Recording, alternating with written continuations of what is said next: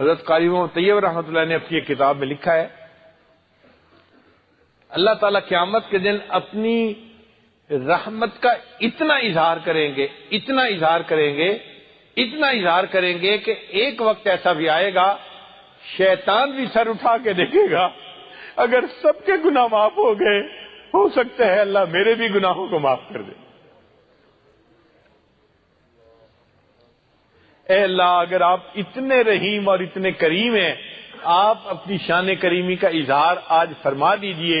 اے اللہ، اس مجمع میں جتنے مرد ہیں یا دور بیٹھی عورتیں جتنی آواز سن رہی ہیں، اے اللہ ہم سب کے گناہوں کو معاف فرما دیجیے۔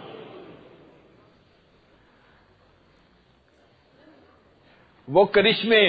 شان رحمت نے دکھائے روز حشر، چیخ اٹھا ہر بے گناہ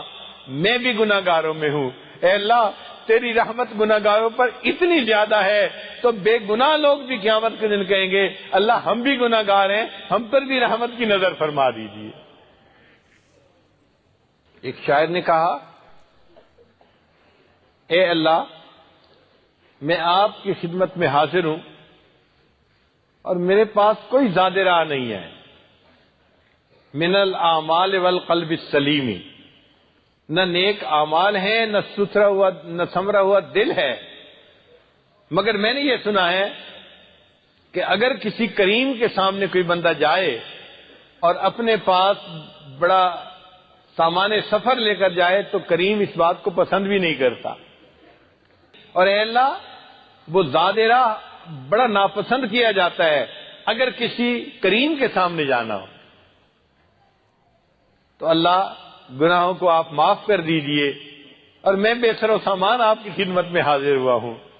میری بے سر و سامانی پر رحم فرما دیجئے، اور اے اللہ میرے سب گناہوں کو معاف کر دیجئے۔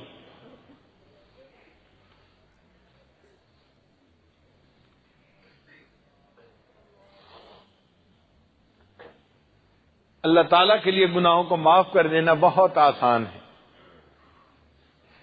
اے اللہ، آج اس کی مجلس میں ہم اپنے دل میں نادم ہیں، ہم اپنے دل میں شرمندہ ہیں کہ ہمیں جو نہیں کرنا چاہیے تھا ہم وہ بھی کر بیٹھے۔ اللہ گناہوں کو معاف کر دیجئے اور آئندہ ہمیں نیکوکاری کی زندگی عطا فرما دیجئے۔